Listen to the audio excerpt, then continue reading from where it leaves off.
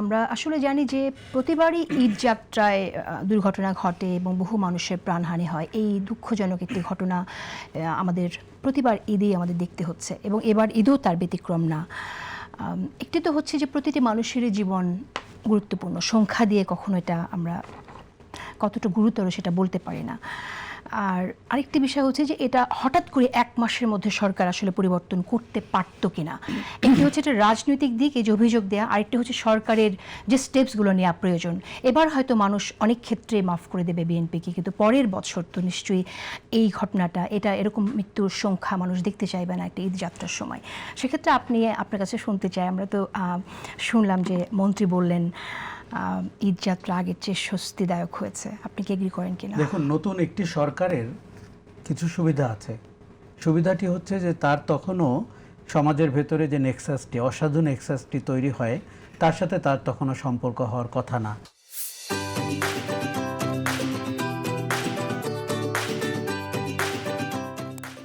ফলে সে trade union বলি, শ্রমিক সংগঠনগুলো বলি, রাস্তায় চাঁদাবাজি বলি, অনিয়ম বলি, ফেরিঘাটে অনিয়ম, ট্রেনের অনিয়ম।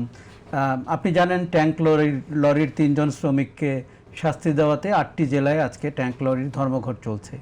এই নতুন সরকারের সুবিধা হচ্ছে যে আপনি এই নেক্সাসটি দ্রুত ভেঙে দিতে পারেন, এবং মানুষ একটি সরকারের কাছ থেকে প্রথম কয়েক মাসে এই সুবিধাটিই চায়।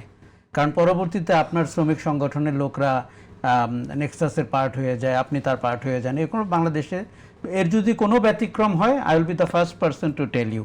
কিন্তু এখন পর্যন্ত আমরা ব্যতিক্রম দেখছি না। আচ্ছা, যেটি ঘটলো, আমি নিশ্চিত জানি যে সরকারটি একেবারেই নতুন, কিন্তু সরকারের যে মন্ত্রী, তিনি শুরু থেকে প্রথম দিন থেকেই সড়ক যোগাযোগ, চাঁদাবাজি ইত্যাদি নিয়ে যে বিতর্কিত সব মন্তব্যগুলো করলেন, সেটি আমাদেরকে খুব হতাশ করেছে। উনি বুঝে ওঠার আগেই বুঝে গেলেন যে চাঁদাবাজির নাম সমঝোতা, নতুন ডেফিনেশন দিলেন, এই ওই। একজন হেলথ মিনিস্টার যেভাবে একজনকে ফাঁসি দেওয়ার কথা বললেন, স্বাস্থ্যের মন্ত্রীর এরকম ভাষা আমাদের কাছে খুব ভয়ঙ্কর মনে হচ্ছে। তো যেটি দেখতে পেলাম, আমি মন্ত্রীর সাথে পুরোপুরি দ্বিমত করছি। এবারের ঈদযাত্রাটি দেখুন, 12 দিনের মতো মানুষ ছুটি পেয়েছে। কাজেই লম্বা ছুটি হলে যেটি হয়, দুর্ঘটনার সংখ্যা কমে, মানুষ কিছুটা স্বস্তিতে বাড়ি যায়। কিন্তু দুর্ঘটনার যে চিত্র আমরা দেখতে পেলাম, সদরঘাটে বলি, কুমিল্লাতে বলি, বাস ট্রেন সংঘাত এবং দৌলদিয়া ফেরিঘাটে যেই ঘটনা ঘটল, তাতে আমি কিন্তু বলছি না এই সরকারের দায়, আমি বলছি ঐতিহাসিক দায়। কিন্তু এগুলো আমার কাছে পরিকল্পিত হত্যাকাণ্ড মনে হয়। কেন মনে হয়? কারণ অনিয়মটিকে আমরা জিয়ে রেখেছি, এবং অনিয়মটি কিন্তু খামোখা জিয়ে থাকেনি। এর পেছনে অর্থনৈতিক লেনদেন আছে, চাঁদাবাজি আছে, এবং সেটি নাকি আমি শুনেছি ঘাটের শ্রমিক থেকে মালিক পক্ষ, শ্রমিক পক্ষ, মন্ত্রী পক্ষ, সব পক্ষ পায়, পুলিশ পক্ষ। কাজেই আমরা দেখতে পেলাম যে সড়কে আপনার ব্যাপক অনিয়ম রয়েছে, এবং আপনি এই জায়গায় যেমন যেই ড্রাইভারের লাইসেন্স আছে কিনা, বিআরটিএ বলে রাখছে যে প্রায় অধিকাংশ ড্রাইভারেরই লাইসেন্স নাই, অধিকাংশ গাড়িরই ফিটনেস নাই, এবং চালকরা নেমে যায়, পান সিগারেট খায়, তো হেল্পাররা তখন ফেরিতে গাড়ি তোলে।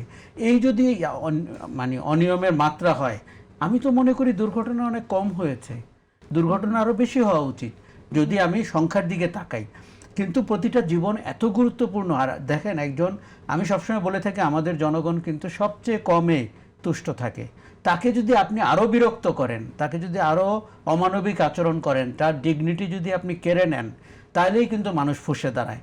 আমার মনে হয় এই সেক্টরটিতে আমি তারেক রহমান সাহেবের একটি কথা খুব পছন্দ করেছি। উনি বলেছেন ইন্টিগ্রেটেড ওয়েতে উনি যোগাযোগকে দেখতে চান, মানে সড়ক, নৌ, বিমান, ট্রেন, এগুলো মিলিয়ে।